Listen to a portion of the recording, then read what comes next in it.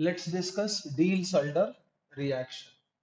अब डील-सल्डर रिएक्शन में होता क्या है? It consist of the reaction of conjugated dance with another unsaturated molecule. अब जो दूसरा अनसैचुरेटेड मॉलिक्यूल होगा उसे नॉर्मली डाइनोफाइल कहा जाता है।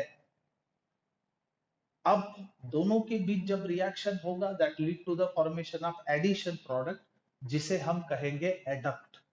अब समझने की जरूरत है कॉन्जुगेटेड डाइन। कॉन्जुगेटेड डाइन का मतलब होता है ऐसा कंपाउंड, ऐसा अनसैचुरेटेड कंपाउंड जिसमें दो डबल बॉन्ड्स है which are separated by one single bond, यानी डबल बॉन्ड की पोजीशन अल्टरनेट होनी चाहिए, उसको हम लोग कहेंगे कॉन्जुगेटेड डाइन। सो ये चीज क्या है देखिए। सो डील्स अल्डर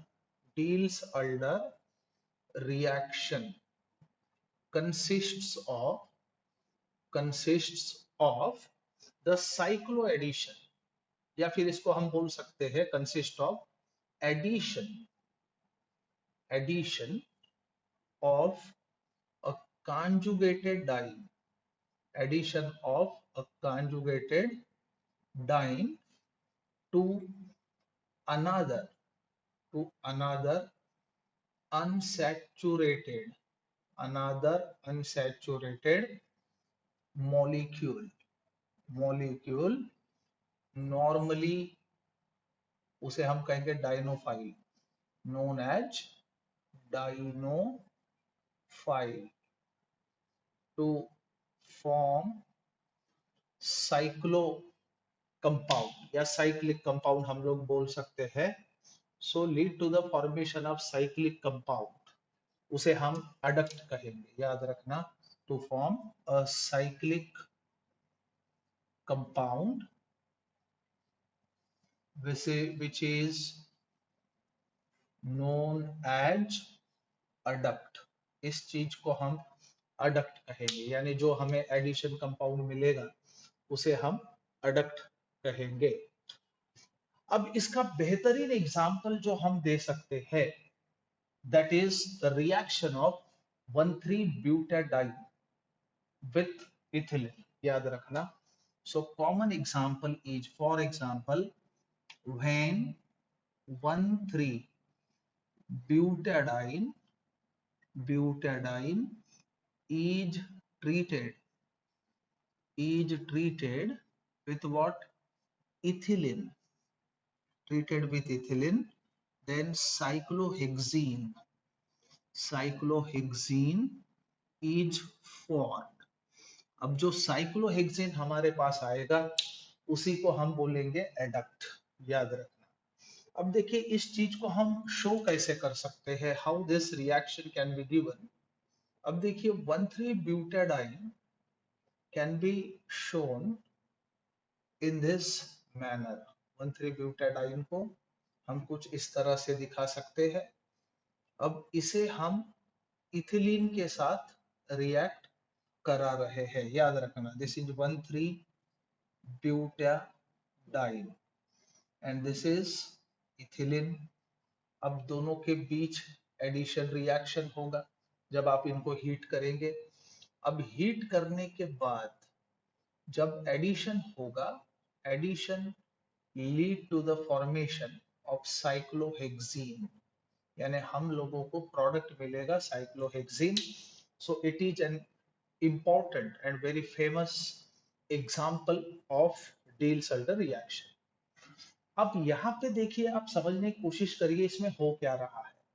ये हमारा कॉन्जुगेटेड डाइन है जिसके अंदर दो डबल बॉन्ड्स आप देख रहे हो, यानी ये एक पाई बॉन्ड है यहाँ पे, ये दूसरा पाई बॉन्ड है, यानी टोटल पाई इलेक्ट्रॉन इस सिस्टम में कितने? 4। दूसरा जो हमारा रिएक्टेंट है जिसे हम बोलेंगे इथिलीन। अब इथिलीन में एक पाई बॉन्ड आप देख सकते हो, यानी एक पाई बॉन्ड बोले तो कितने इलेक्ट्रॉन? 2 pi electrons. अब यहाँ पे एक ऐसा इंग्रेडिएंट है जिसके पास 4 पाई इलेक्ट्रॉन्स है और दूसरा ऐसा इंग्रेडिएंट है जिसके पास 2 पाई इलेक्ट्रॉन्स है। इन दोनों की रिएक्शन होने के बाद हमें साइक्लोहेक्सीन मिला। तो इस रिएक्शन को हम बोल सकते हैं 4+2 साइक्लो एडिशन। समझे? सो यहां पे क्या हो रहा है, since this reaction since this reaction involves system of 4 pi electrons, जिसे हम कहेंगे डाइन, दैट इज डाइन, ये हमारा डाइन है, and system of 2 pi electrons, that is, उसको हम बोलेंगे डाइनोफाइल। डाइनोफाइल, तो इसको हम क्या करेंगे, this reaction is known as, इसको हम क्या कह सकते हैं, सो 4+2 साइक्लो एडिशन, इसे हम लोग इसलिए 4+2 साइक्लो एडिशन कह सकते हैं। अब ये जो रिएक्शन है इसको कैरी कैसे किया जाता है, जैसे कि हमने मटेरियल लिया यानी रिएक्टेंट लिया, reactant can be heated alone to bring about the reaction, ये हमारे पास एक ऑप्शन है, या दूसरा नॉन पोलर सॉल्वेंट के प्रेजेंस में भी रिएक्शन को कंडक्ट किया जा सकता है, याद रखना। So reaction is carried out, reaction is carried out by heating the components by heating the components alone, यानी कंपोनेंट्स को आप हीट करके भी रिएक्शन कैरी कर सकते हो।